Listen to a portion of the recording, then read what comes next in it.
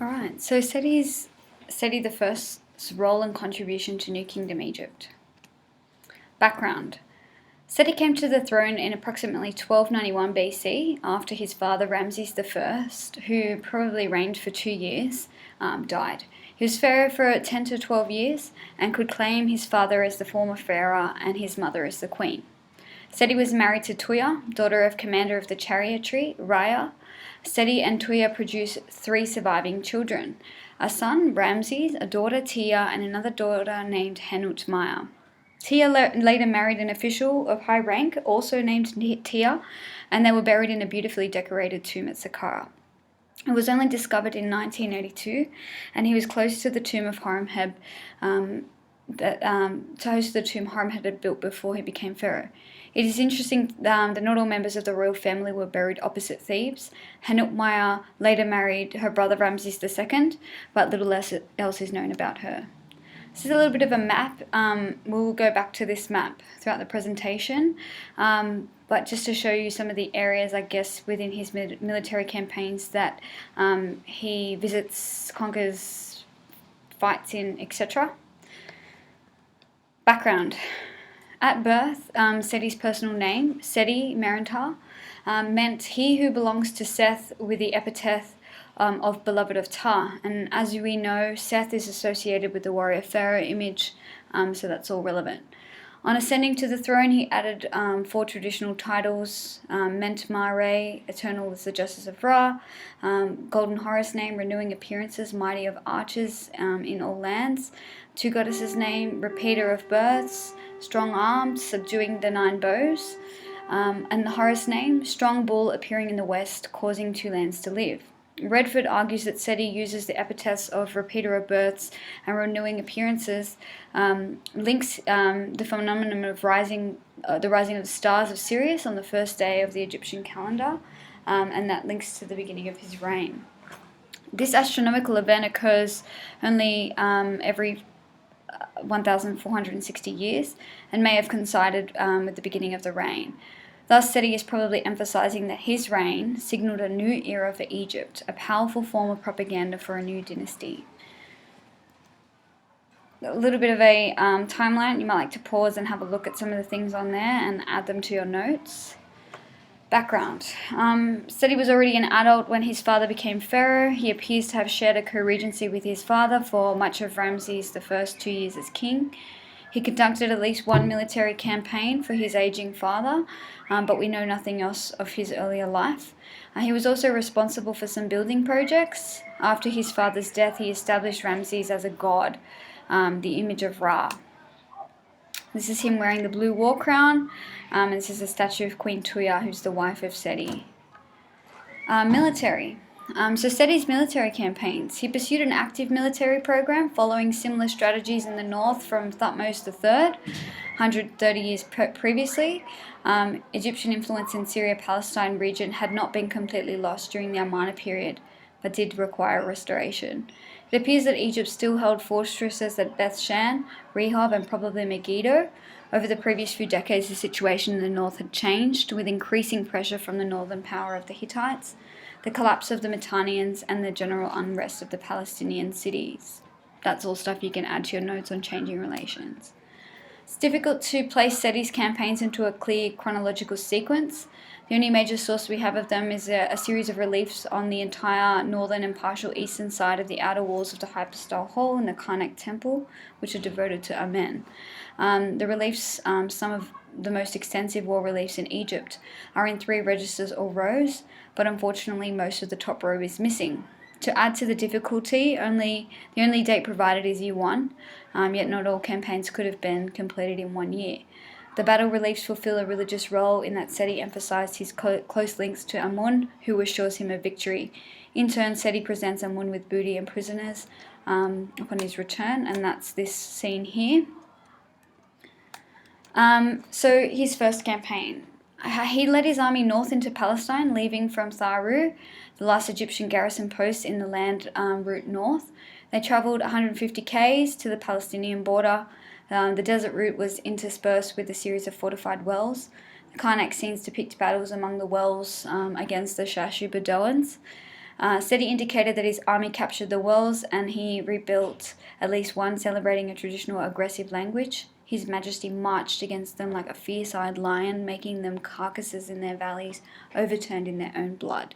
Seti then led the army into Canaan, the area bordering Palestine, capturing an unknown town there. Meanwhile, towns from Bethshan and Rehob, previously under Egyptian control, were under attack from the armies of Hamath and Pella.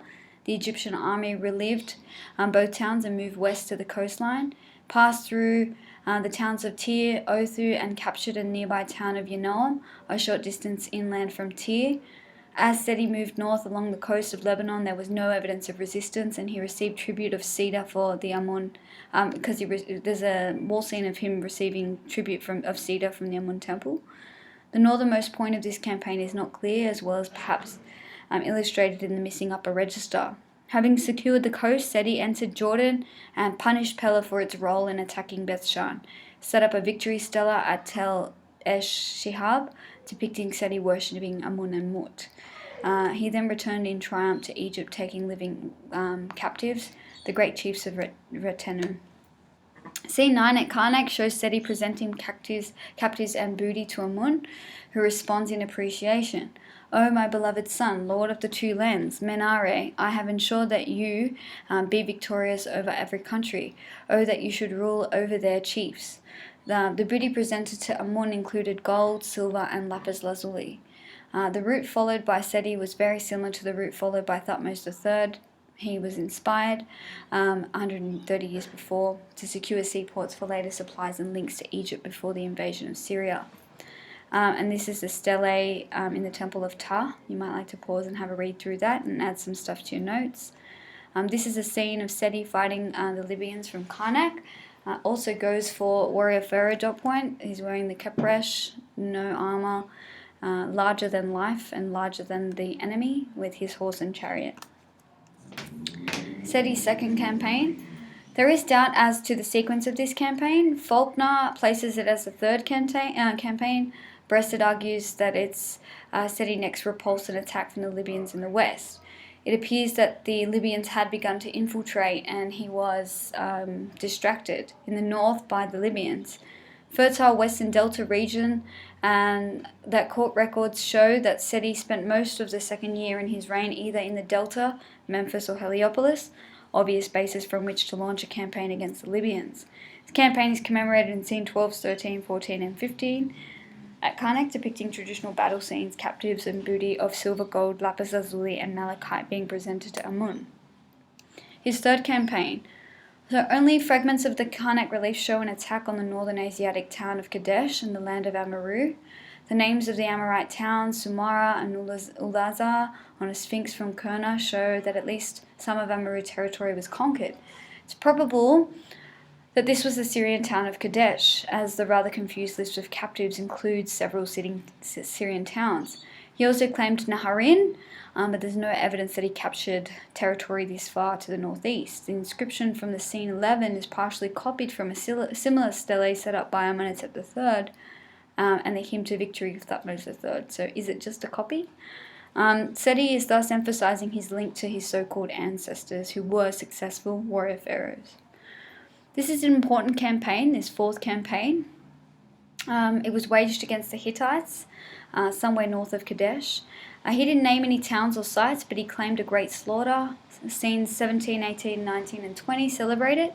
Under Seti, Egypt could thus claim part of northern Syria, naming Katna and Tunep as being under Egyptian domination.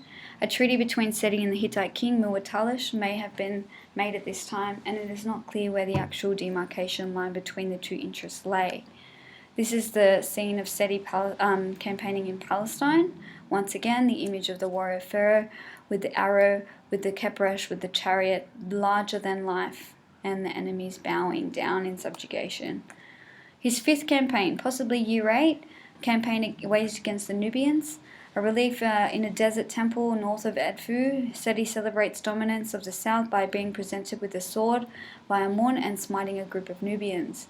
The relief may refer to an actual campaign or merely be a traditional convention. So Just in summary, thus by the end of his reign, he'd re-established Egyptian presence in Palestine, along the Lebanese coast, and probably into Syria. If he'd captured Kadesh, it had reverted to Hittite control by the time his son Ramses came to the throne. Nubia was also firmly under Egyptian control and was being exploited for mining and trade.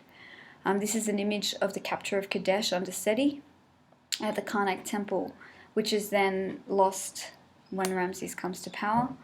This is Seti returning from a Syrian campaign. Once again, traditional warrior pharaoh. I think you can see Montu at the top here, the wings of Montu.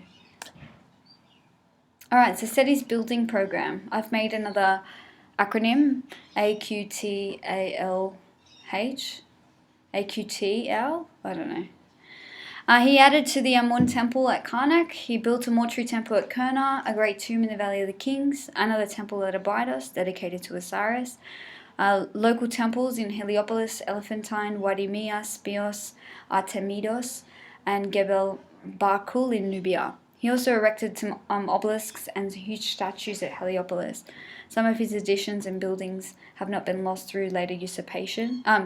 They have been lost, including his son Ramses, who would have usurped some of his buildings. So his first building was the Temple of Amun at Karnak. A major part of the northern section of the Great Hypostyle Hall was built by Seti. He placed his wall reliefs on the northern part of the eastern walls. Both rows of columns were completed by Seti, and the pylon in front of the hall was begun under Ramses first. Seti dedicated the hall to his father Amun-Ra, which is shown in the inscription next to the writing, and the main decorative focus of Seti's Amun complex was to emphasize his close link to Amun, links to post-Amarna period, post-Amarna reforms, Amun was responsible for his military victories and benefited from the booty. Building 2 was the mortuary temple at Kurna. Seti set up an area within his mortuary complex for his father's rites. He named the temple of Spirit of Seti, Merentar, in the house of Amun on the west of Thebes, and he made it as his monument for his father Osiris and Ramses I. He also dedicated temple 6 times to himself alone and to Amun. It was beautifully decorated, and he mentions the great house of silver and cedar doors decorated with Asiatic copper. Mortuary temple wasn't finished when he died, and Ramses finished it off. Temple of Seti at Abydos, finest decorated temples in Egypt, one of. It's located in Abydos, the ancient cult center of Osiris. This is the mortuary temple of Seti and sacred to all the gods of Egypt, linking him with the earlier dynasties. All of the gnomes and districts were depicted on the door, emphasizing the involvement of Egypt in his cult. He died before it could be completed, and the beautiful reliefs by Seti were not continued in the more rushed, crude decorations of Ramses II. The famous King's List is pictured in the temple at Abydos, where Seti depicts himself with his young son, his co-regent at the time, we think, and all the cartouches of previous pharaohs, except the non-traditional pharaohs such as Tutankhamun, Akhenaten, Horemheb I, who all are considered to be Amarna, and Hatshepsut's not included as well. Anyone who was non-traditional wasn't put, their cartouches were not mentioned. The building, the Osirian, purpose of this building, not sure. It's located behind the Abydos temple. It may have been a cenotaph or a dummy tomb begun by Seti. It was completed by Merentar, his grandson. It had several chambers. It's very unique. Perhaps it's meant to represent the primeval mound, the Ben, I don't know if you remember that, began creation, or perhaps the water that linked to the Osirian legend. It's decorated with scenes of the journey through the underworld. The temple at Elephantine is decorated by Seti with reliefs of himself presenting goods to Amun and Khnum. And an inscription stated that the temple of Num received offerings of silver, gold, and lapis lazuli and malachite. There's also minor temples, temple at Buhan, dedicated to Seti's father, and Minamun, with offerings also to Harakthi, Ta Atum, and all the gods of Egypt. Added reliefs in the desert above Edfu, displaying him receiving foreign captives. In temple built near Wadi Mia, also had dedications to all the gods, and he also added a temple at Spios Artemidos for the goddess Paquette. Restorations. He also restored damage in temples made during the Amarna era, particularly where the name of Amun had been vandalized, Examples include Amenhotep's temple at El Kab and obelisks of Hatshepsut. To such restorations, he usually added his name, restoration of the monument which King Seti made in the house of, and the name of the particular god, so house of Amun, house of Ta. There was also building at Heliopolis. He completed some at Heliopolis, but most have since been destroyed. A later inscription of Ramses II stated that Seti filled Heliopolis with obelisks. One obelisk now in Rome was probably decorated for Heliopolis as it depicted images of Ra-Harakthi, Atum, and Khepri, all manifestations of the sun god. Later, Ramses usurped 4 colossal statues. Obelisks and statues were probably the ones offered in Aswan, quarry inscriptions, year 9. You can read through the rest of that. Seti's administration, we have a glimpse. He had an extensive bureaucracy, and dealings with his officials must have taken a lot of time. In an inscription from Nauri, he threatened anyone with punishment if they interfered with the Abydos temple.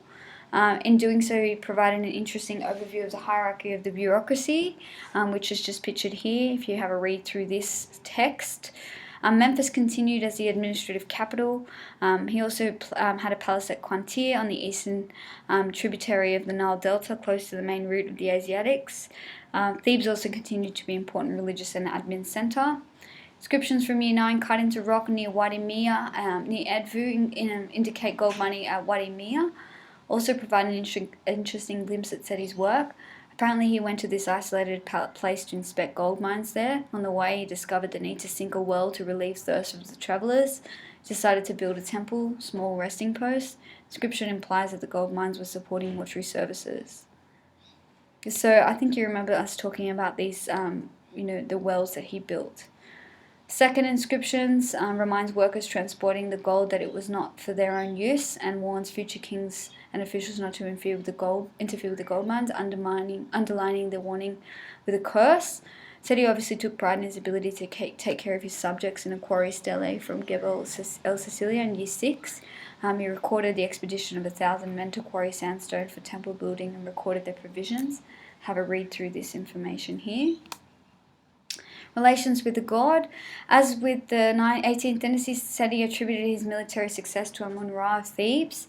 The focus of the release at Karnax is Seti's success as a military leader and the presentation of goods and booty to Amun.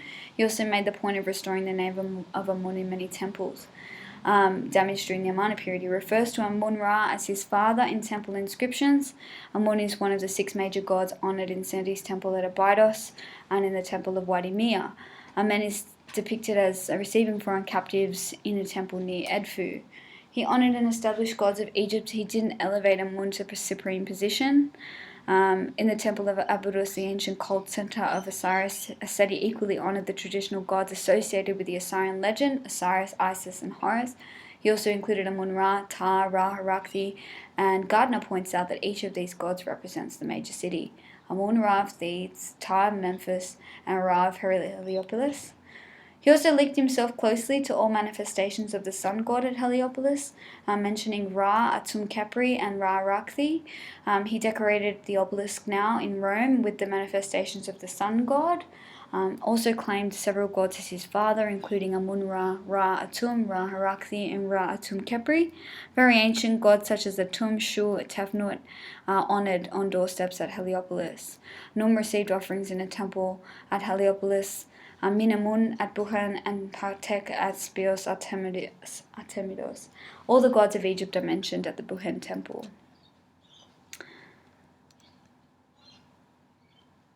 Within his tomb, Seti depicted usual mortuary gods.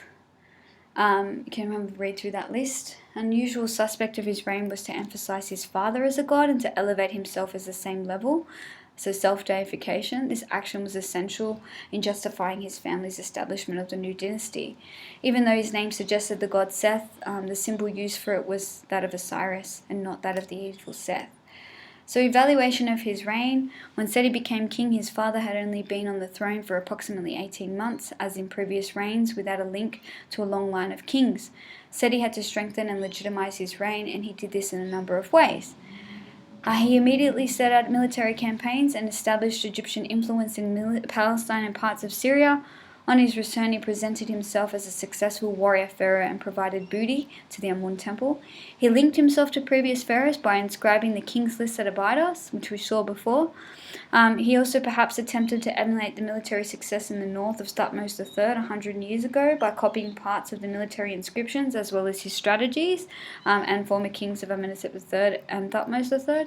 He actively pursued a building program that honored the major gods of Egypt, referring to at least 4 gods as his father.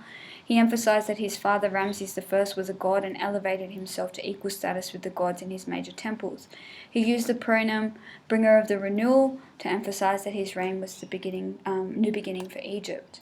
He died in 1290, passed his son on, strengthened Egypt, a country well administered with an increased military presence in the north, made a treaty with the powerful Hittites, received tribute from much of Palestine and the Lebanese coast, had provided an excellent role model for his son as a strong warrior pharaoh. He was an extensive builder and strengthened the tradition for pharaohs to be regarded on par with the gods. Thank you.